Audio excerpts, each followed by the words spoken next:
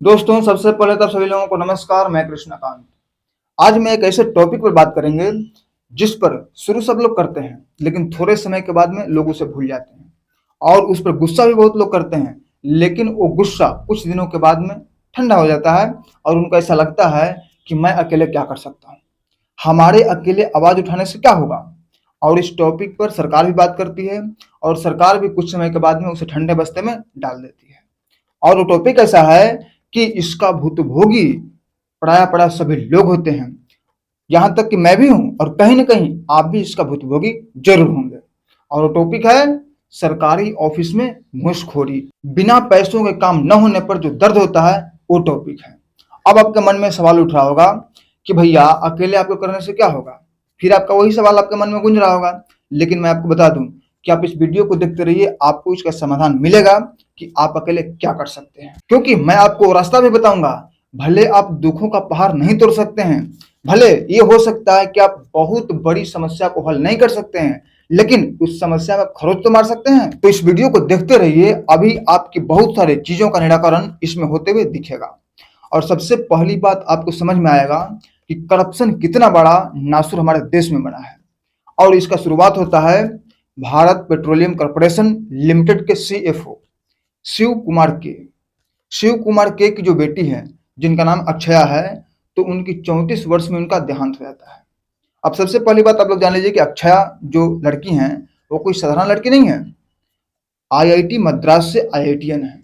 और दूसरी बात, अहमदाबाद से आईआईएम कंप्लीट किए हुए हैं। अब आप खुद सोचिए कि एक साथ में आईआईएम और आईआईटी कंप्लीट करना कितना बड़ा बात होता है। ये कोई बच्चों का खेल नहीं है। तो ये दोहराया नहीं है इसमें कि उनके पास टैलेंट बहुत ज्यादा था, बहुत टैलेंटेड थी। और उसके बाद में वो बेंगलुरु में जॉब कर रही थी। लेकिन एकाएक अचानक क्या होता है कि उनको ब्रेन हेमेज के कारण उनका देहांत हो जाता है। और जब उनका देहांत होता है तो उनके पिता पहुंचते हैं। अब जब उनके पिता पहुंचते हैं वहां पर, तो आप खुद सोचिए कि एक पिता के सामने जवान बच्ची का शव होना कितना बड़ा दुखों का पहाड़ उनके ऊपर टूटा होगा। और मैं आपको बता दूं कि दुनिया का सबसे बड़ा दुख वो है कि जिस पिता के आंखों के सामने, जिस पिता के सामने जवान बेटा और बेटी का शव पड़ा होना, ये दुनिया का सबसे बड़ा दुख होता है। और वो जो पिता थे वो दुख से डूबे हुए थे। लेकिन क्या करते, सबसे पहले वो शव लेने के लिए थाने में पहुंचे।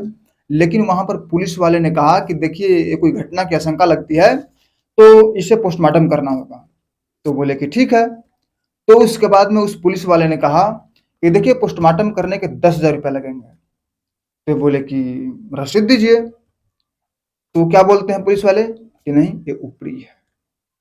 अब सोचिए, ये हरामखोर पुलिस वाला, देखिए यहाँ पर हम हरामखोर शब्द का प्रयोग कर रहा हूं। क्यों कर रहा हूं? क्योंकि देखिए हराम का अर्थ आप समझ लीजिए। हराम का मतलब क्या होता है? अपने हक के बाहर का खाना। मतलब कि जो आपका हक नहीं है लेकिन फिर भी हक के बाहर का खाना, उसे मैं हरामखोरी कहता हूं। और वो हरामखोर पुलिस वाला उनसे पैसे लिए। जबकि आपको बता दूं कि पुलिस वाला का ये ड्यूटी, इसी के लिए ड्यूटी लगा है कि आप पोस्टमार्टम करो, इस टाइप के रिलेटेड काम करो। और जबकि उसके लिए सरकार उसका वेतन देती है, उसको वेतन देती है और अच्छा खासा वेतन देती है। सरकारी कर्मचारी का वेतन कितना होता है ये किसी से छिपा नहीं है। लेकिन फिर भी उस हरामखोर पुलिस वाले ने उनसे पैसे लिए। और सरकार की तरफ से पेमेंट मिलने के बावजूद भी जो हराम की खाता है उसे मैं हरामखोर ही कहूंगा। और हमें इस बात से कभी भी पछतावा नहीं होगा कि जो सरकारी कर्मचारी रिश्वत लेता हो उसे मैं हरामखोर ही कहूंगा, हरामखोर कहकर ही संबोधित करूंगा।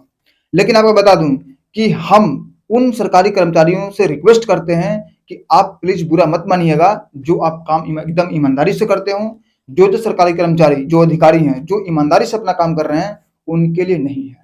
उनसे मैं रिक्वेस्ट करता हूं कि आप हमारी इस बात से दुख मत होइएगा, क्योंकि ये आपके लिए नहीं है, ये उनके लिए है जो घूसखोरी लेते हैं, जो घूस लेते हैं, जो करप्शन लिप्त हैं। अब पोस्टमार्टम हो गया, तो पोस्टमार्टम होने के बाद में वो बेंदुर पुलिस के पास गए शव को लेने के लिए। तो वो पुलिस वाले ने कहा कि देखिए 5,000 रुपया दे दीजिए, आप शव ले जाइए। तो ये बोले कि 5,000 किस लिए, आप लिख करके रसीद दीजिए। तो बोले कि नहीं, ये ऊपरी कमाई है। अब उस हराम खोर पुलिस वाला जिस पिता के सामने जवान बच्ची देहांत की है, उससे 10,000 तो शुरू में हरामखोर का लिया, फिर 5,000 हरामखोर का ले रहा है। मतलब कि टोटल 15,000 रुपये हरामखोर का ले लिया। और आपको बता दूं कि जबकि उसको मदद करना चाहिए, या मदद मदद की बात तो छोड़ दीजिए, उसका ड्यूटी ही यही है, लेकिन फिर भी उसके बाद भी 15,000 रुपये वो हराम का ले लिया। अब यहीं पर बात रुक जाती तो बात अलग था। अब उसके बाद में अपनी बेटी का अंतिम संस्कार कराने के लिए जब वो गाड़ी लेकर जा रहे थे, तो उस गाड़ी का ड्राइवर बोला कि देखिए 3,000 रुपये लगेगा। अब आप ये मत सोचिएगा कि उस गाड़ी के ड्राइवर का वो किराया है, उसका मतलब दाम उतना है, कीमत उतना है। नहीं, उस ड्राइवर को इसीलिए वहां पर रखा ही गया है, उसका वो ड्यूटी है, और इसके लिए सरकार की तरफ से उसको अच्छा खासा पेमेंट मिलता है। लेकिन वो 3,000 रुपये हरामखोर ड्राइवर वो 3,000 रुपये लिया। और उसके बाद में जब शमशान घाट वहां पर पहुंचा, तो फिर वहां पर शव को उतारने का 2,000 रुपया लिया। उस हरामखोर ड्राइवर ने वहां पर भी 2,000 रुपया लिया।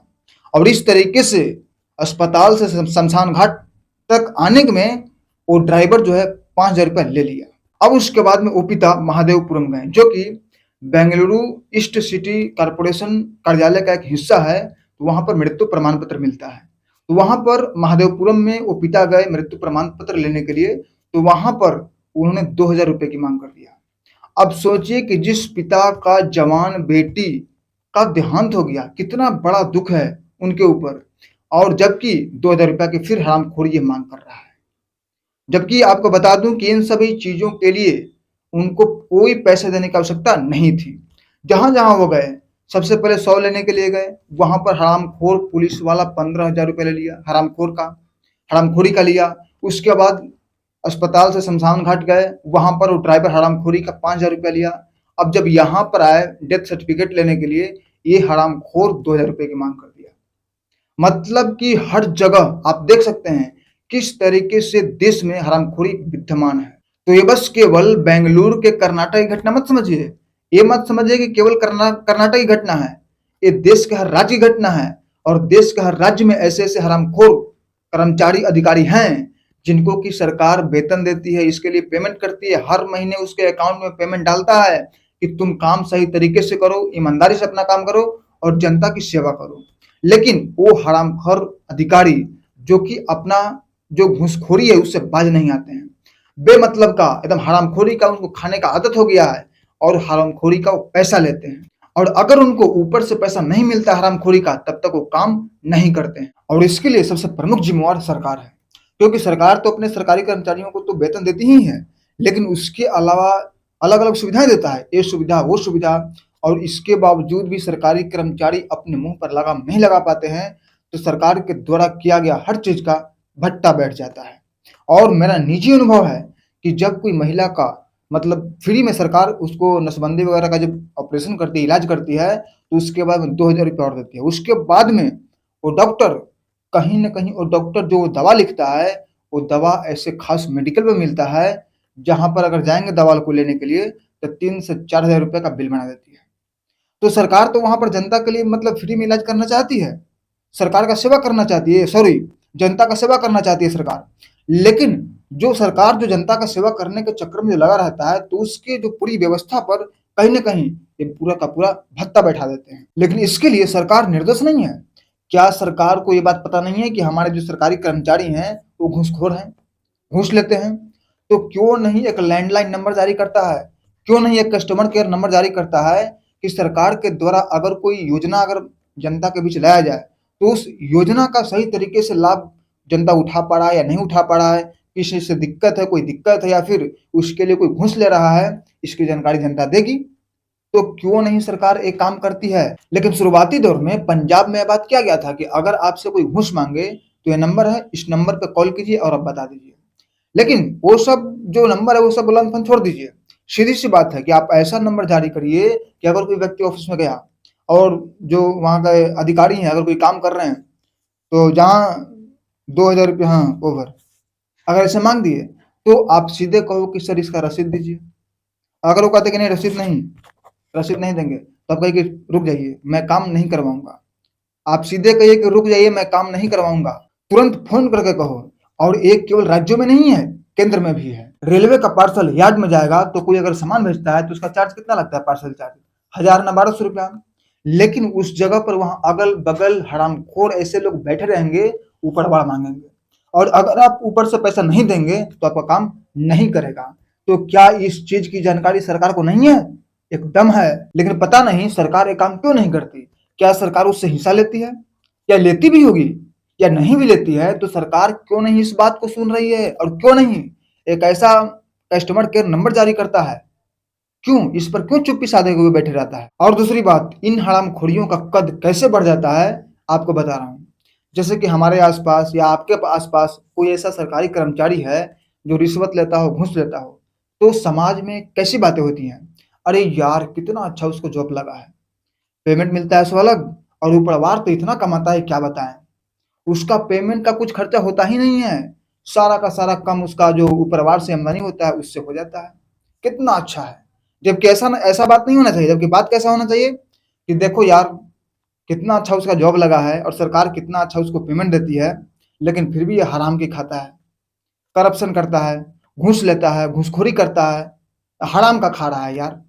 समाज में उसका बहिष्कार होना चाहिए, लेकिन बहिष्कार नहीं करते, उसका क्या करते हैं, उसका और बड़ाई करते हैं कि देखो यार कितना अच्छा उसका जॉब लगा है, पेमेंट मिलता है सो अलग, ऊपरी आमदनी मिलता है सो अलग। पेमेंट तो साहब बच जाता है, सारा काम ऊपरी आमदनी से हो जाता है। इसीलिए हम लोगों को ऐसा लगता है कि अगर कोई ऊपरवार कमाई कमा रहा है तो इससे हमारा क्या जा रहा है, क्या दिक्कत है हमारा। लेकिन आपको बता दूं कि अगर कोई सरकारी कर्मचारी अगर ऊपरवार कमा रहा है, अगर हराम की रुपया कमा रहा है, तो जाहिर सी बात है कि अगर कोई सरकारी कर्मचारी 1000-2000 रुपए लेकर के कुछ दे रहा है तो गलत कर रहा है, गलत तरीके से कर रहा है। वहां पर कोई देने की बात नहीं होगी, या फिर कोई ऐसा नियम कानून होगा, लेकिन डायरेक्ट उसको बाईपास करके दे रहा है। और अगर कोई व्यक्ति किसी को 5000 रुपए दे रहा है तो जाहिर सी बात है कि वहां 50,000 1 लाख का बात होगा। ऐसे ही कोई 5000 रुपए नहीं देगा। और अगर कोई सरकारी कर्मचारी 1 लाख रुपया अगर घूस मांग रहा है तो सीधे तौर पर सरकार का 1 करोड़ रुपया का भट्टा बैठ रहा है। और अगर इस तरह के जो सरकारी कर्मचारी अगर उनका हम सपोर्ट करेंगे, बड़ाई करेंगे, तो जाहिर सी बात है कि यहाँ हम अगर बड़ाई करेंगे तो वहां अगर मतलब दूसरी जगह अगर वो करेगा तो इससे क्या होगा, भ्रष्टाचार बढ़ते जाएगा। लेकिन जब हम अपने आसपास जहां हम किसी सरकारी ऑफिस में जाते हैं और वहां पर कोई हमसे अगर रिश्वत मांगे, तो जब हम वहां पर जब हम बहिष्कार करेंगे और सामने वाला जो अलग जगह वहां पर कोई जाएगा और वहां पर अपने सरकारी कर्मचारी अगर वहां उनको घूस मांगेंगे, अगर वो इस तरीके से बहिष्कार करेगा, तो धीरे धीरे क्या होगा, हमारे देश में जो रिश्वतखोरी है वो धीरे धीरे समापन होगा और निश्चित तौर पर जन कल्याण को लेकर बात चलेगा। और दोस्तों, हमारा एक आग्रह है उन यूट्यूबरों से जो बहुत बड़े यूट्यूबर हैं। हम तो छोटे यूट्यूबर हैं, हमारी बात बहुत कम लिमिटेड लोगों के पास जाएगी, लेकिन जो बड़े यूट्यूबर हैं अगर वो इस मुद्दे को उठाएं और इस पर बात करें तो उनकी बात शायद सरकार सुने। तो दोस्तों, ये एनालिसिस, ये जानकारी आपको कैसा लगा, आप कमेंट के माध्यम से जरूर बताइएगा। और हमारे देश में जो भ्रष्टाचार हो रहे हैं इसको लेकर आपका क्या राय है, कमेंट के माध्यम से जरूर बताइएगा। तो फिर मिलते हैं एक नए वीडियो में, तब तक के लिए जय हिंद, जय भारत।